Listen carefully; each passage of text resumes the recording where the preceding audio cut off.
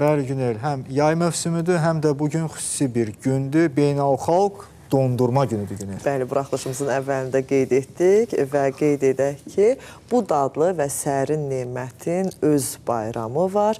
Biz də bu fürsətdən istifadə edərək dondurma haqqında danışacağıq, hörmətli tamaşaçılar. Onun təhlükəsizliyindən tutmuş, düzgün seçilməsinə qədər bütün mövzulara toxunacağıq və studiyamızın qonağı Azərbaycan Qida Təhlükəsizliyi İnstitutunun sektor müdürü Aynur Heydərova bizimlədir. Aynur xanım, xoş gəlmişsiniz. Xoş gördük Aynur xanım. Salam, xoş gördük. Təşəkkür Aynur edirəm. xanım, ilk olaraq bundan başlayaq ki, dondurmanın qida təhlükəsizliyi baxımından ən əsas risklərini zəhmət olmasa bizimlə bölüşərdiniz və ümumiyyətlə biz nələrə diqqət etməliyik, gün ərzində neçə dondurma yeyə bilərik? Tamam.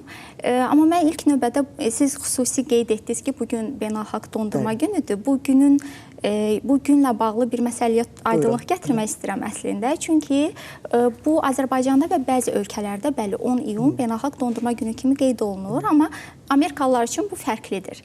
Çünki nəyə görə demək istəyirəm bunu? Çünki beynəlxalq dondurma günü ilk dəfə olaraq Amerikalılar tərəfindən, Ronald Reagan tərəfindən təsis edilib və onlar iyul ayını dondurma ayı kimi qeyd edirlər. Gün yox, bir ay həsr edilir. Gün də var. Gün necə? İyul ayının 3-cü bazar günü. Hansı ki, bu da hər il dəyişir. Normal olaraq hər hansı bir tarixə düşdüyü üçün xüsusi bir gün deyil.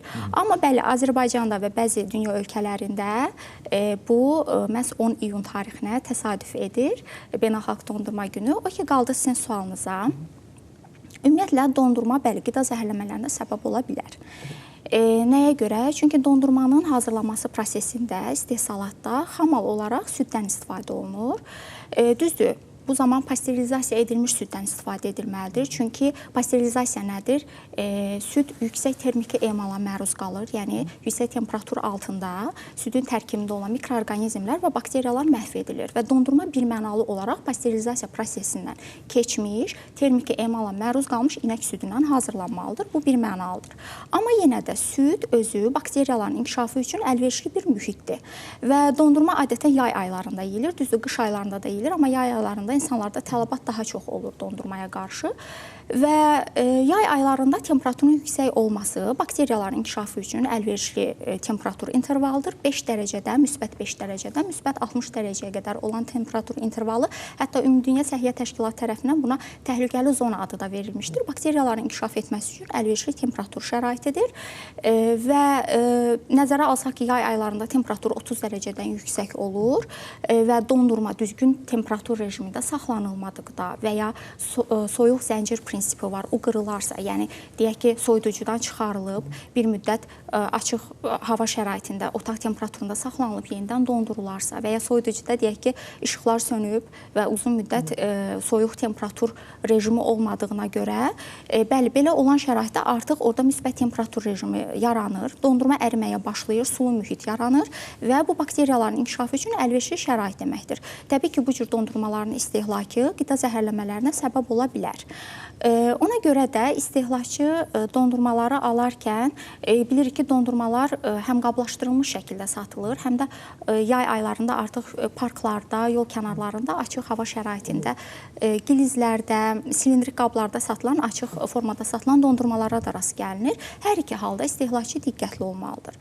Qablaşdırılmış şəkildə satılan dondurmanı alarkən etiket məlumatları ilə tanış olmaq lazımdır. Hər bir qida məhsulunun qablaşdırılmasında həmin qida məhsulu haqqında informasiyanı özündə əks etdirən mətindir etiket məlumatları və burada əmtəə nişanı, istehsalçı şirkətin adı, hətta ünvanı və söhbət konkret dondurmadan gedirsə, onun yağ tərkibi, kalori, enerji dəyər göstəriciləri haqqında məlumat və ən önəmlisi istehsal tarixi və son istifadə tarixi, yəni yararlılıq müddəti haqqında məlumat yer alır ki, istehlakçı mütləq şəkildə bu məlumatları oxumalıdır.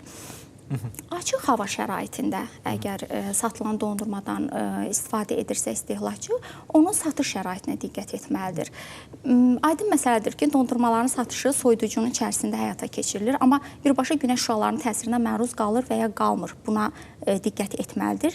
Mütləq şəkildə açıq havadadırsa, günün hər hansısa bir saatı günəşin təsirinə məruz qalacaq. Ona görə soyuducunun üzəri mütləq şəkildə örtücü bir vasitə ilə örtülü vəziyyətdə olmalıdır. Digər məsələ mal qonşuluğu prinsipinin qorunması. Bu nə deməkdir? Yəni soyuducunun içərisində dondurma satışı həyata keçirilirsə, oradan ancaq dondurma ola bilər.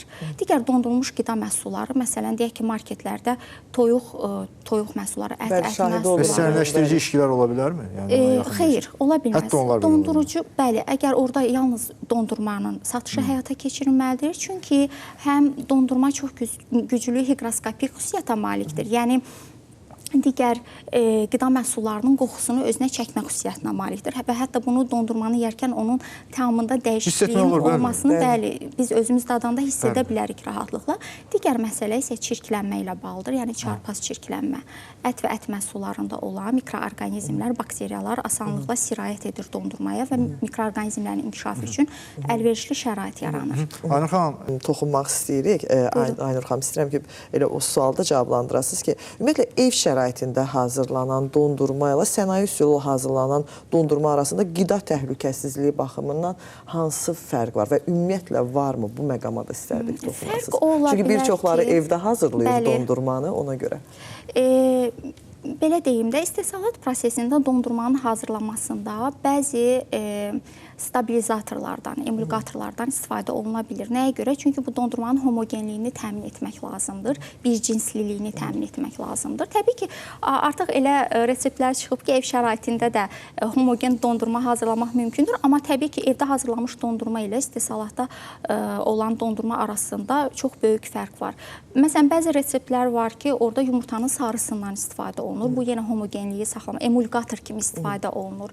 Və ya süni dadlandırıcılardan istifadə olunur. Düzdür, biz bunlara süni dadlandırıcı deyirik və bu bəzi hallarda insanlarda təşvişə səbəb olur, amma süni dadlandırıcılar və ya rəngləyicilərin özləri də təbii mənşəlidir. Çünki bunlar bitkilərdən alınır və normativ texniki standartlarda müəyyən olmuş normalar, limitlər daxilində bunlar hamısı tənzimlənir istehsalat prosesində.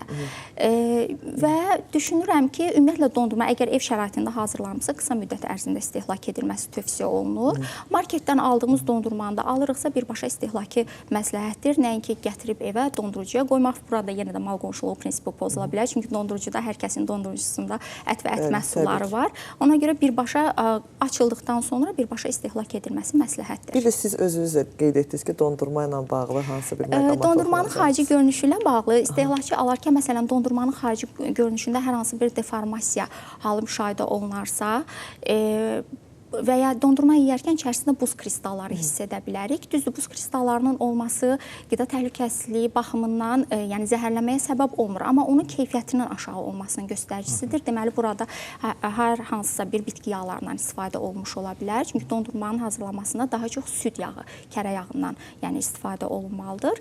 Və digər məsələ homogenliyin, daha doğrusu quruluşunda deformasiya varsa, ola bilər ki, bu dondurma artıq bir dəfə donu açılıb və təkrar dondurulub, hansı ki, burada mikroorqanizmlər əmələ gəlib və bu cür dondurma hətta istehlak tarixi başa çatmasa da belə istehlak edilməsi tövsiyə olunmur. Aynur xanım, çox qısa istəyərdim ki, bir məqama da toxunasınız ki, daha hansı məhsulları alarkən diqqətli olmalıyıq? Çünki yay aylarıdır və daha çox müşahidə edirik ki, plastik qablarda olan suları da açıq şəkildə qoyurlar, gün bir neçə saat onun üzərinə vurur, daha sonra belə deyək, soyuduculara yerləşdirirlər və yaxud da ki, fast foodlar var burada.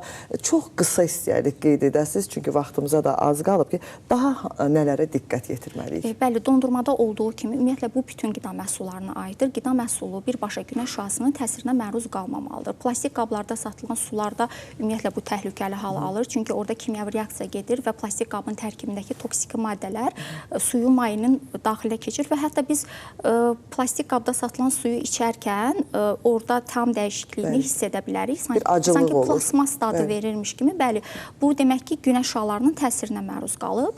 Saxlama temperatur rejiminə, rütubət rejiminə riayət olmalıdır və istehlakçı mütləq şəkildə sanitar, gigiyenik qaydalara riayət edilirmi, edilmirmi və ya fast foodların satışı dediniz, fast food satışı ilə məşğul olan şəxsin özünün şəxsi gigiyena qaydalarına riayət edib etməməsinə diqqət etməlidir. Təşəkkür edirik. Çox sağ olun. Mən təşəkkür edirəm.